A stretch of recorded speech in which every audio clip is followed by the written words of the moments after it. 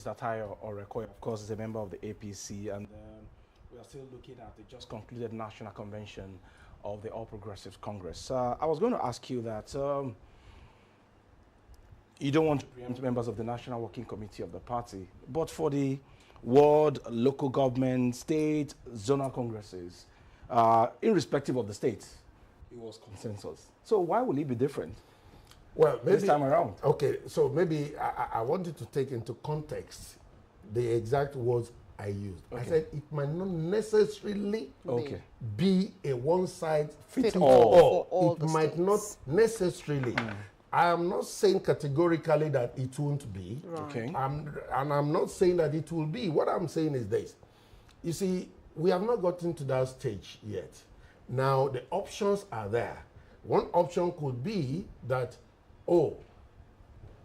let's use the consensus approach. Another option could be, let's devolve this to the various levels at the states, for state assembly elections or House of Reps, the Senate.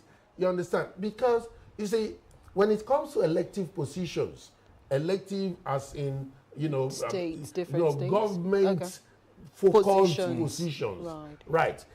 They how you treat the party might not necessarily be how you treat it's that. different from a party position. What has happened now is the party structure.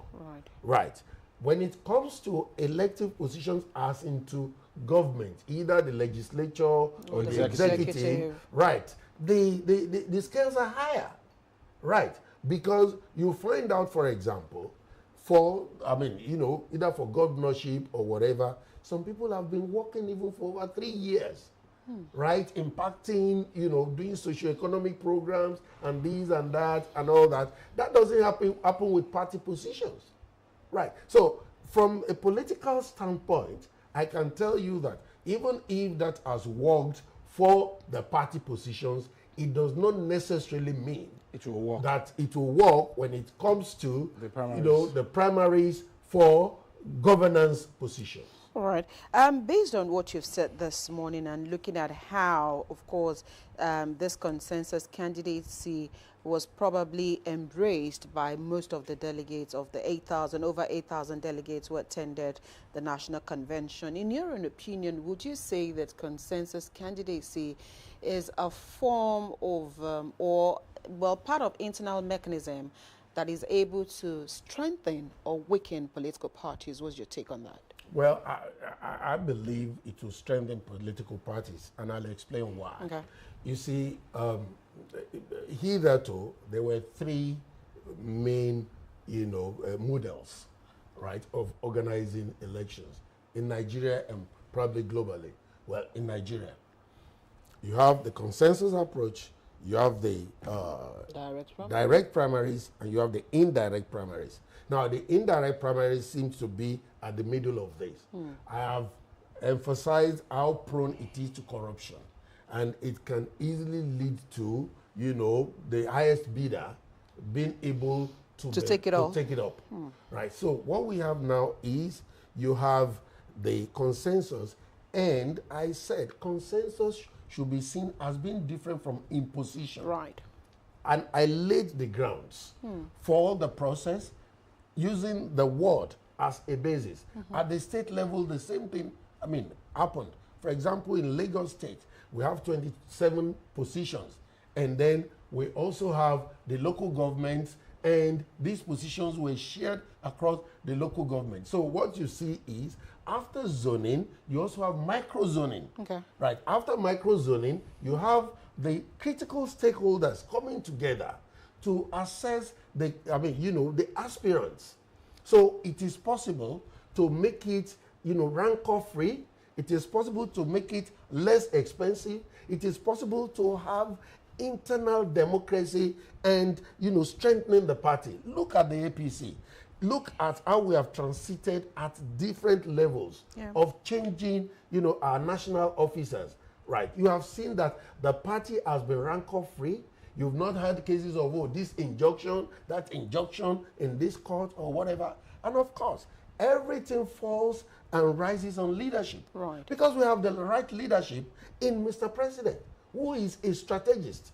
Right. So you are seeing a party that, I mean, the unity, the amity was palpable at the convention. Right. And at the end of the day, the party is ready. We are proactive and the party is being strengthened.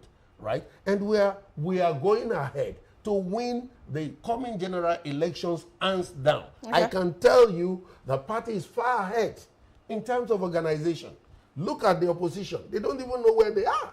Even as of now. They don't even know. Mr. Orokoya, we have not voted yet, so never say never. I know you have 31 governors and probably more will still come to join your party. But you have said here that Mr. President is so strategic in terms of leadership. Let's talk about delivery now and look at certain elements and yardstick through which we can measure the performance of your party so far. And what gave you the confidence that come 2027, your party is going to win? Are you actually feeling the pulse of Nigerians for you to say that? Well, let me say this categorically. We are not where we want to be, but definitely Nigeria is not where we were about 3 years ago. Right. When Mr. President took over power, this country was at the edge of the precipice. The economy was in tatters. State governments were not able to pay salaries. The federal government itself was borrowing money to pay salaries, asking the CBN to print ways and means. It was still your party that was in power.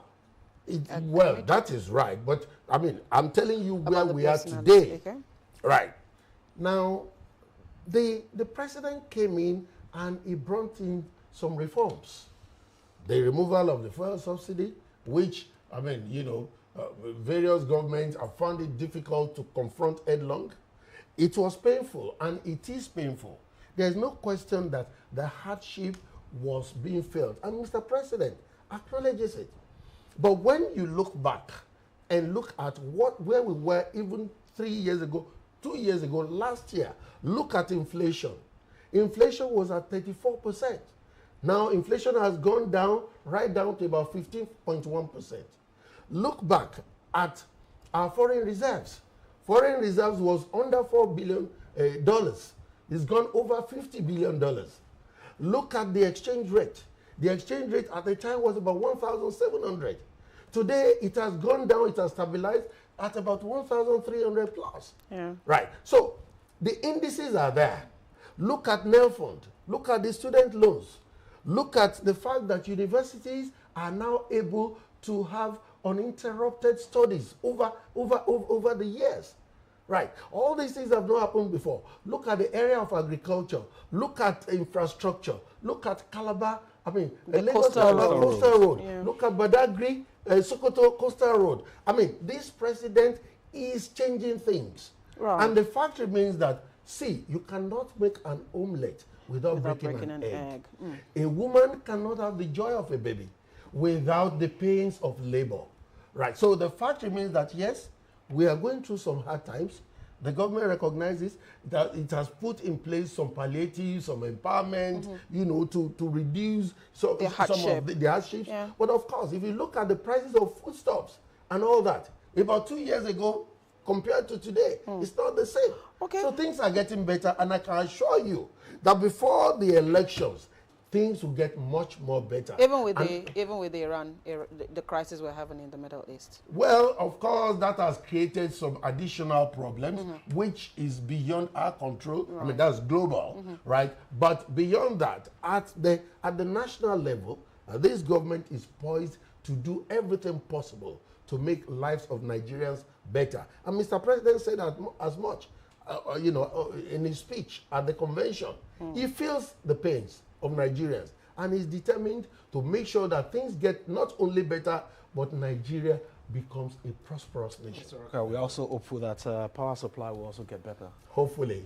And of course, Mr. President also alluded to that, and he's also put in place the Grid Asset Management Company, about 1,500 megahertz will be added to the national grid in a matter of time. Okay. And we believe that things will surely get better and Right. better. Okay, before we allow you go, I'm going to lump two questions in one. The first one is I'm ahead of the elections and for future elections in Nigeria, especially now the APC is the ruling party. From the convention that we just saw, are you looking, is the party looking at institutionalizing some of the things that were, you know, that we saw at the convention? Earlier on, you mentioned, of course, the issue of those who had spent one term to complete another tenure. But again, when things like this are not institutionalized, you don't follow through. So is the party looking at institutionalizing some of the outcomes of the National Convention? And on a lighter note,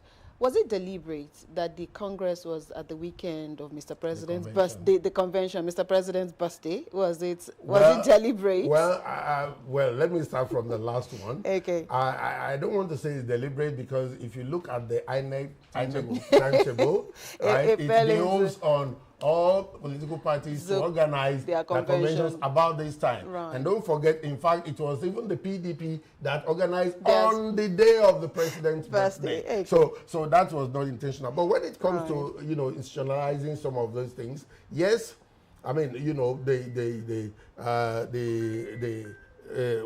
whatever we have done that we see that is working, has worked, I'm sure the party will look at how it can be institutionalized. In which case, for example, if somebody has served a term and has performed, right? I mean, the person should be allowed, you know, to do a second term. Okay. That is not saying it is automatic. Right. And because don't forget, even of the 25 NWC members, 3 were not returned. Yeah. Sure. So it's not automatic. You have to perform, you have to deliver, and that's what this NWC has done. All right, we'll have to leave this conversation here this morning. Thank you so much, Tayo Rekoya, politician, political affairs analyst, for finding time to be with us this Monday morning on the program. Thank you so much. Thank you so much, Bimbola. Jibola, it's a great player. All right, that's the much we'll take on this segment of the show. Thank you for watching. We'll take a quick break. When the conversation returns, Adi Binkwe will be here with her Lagos conversation.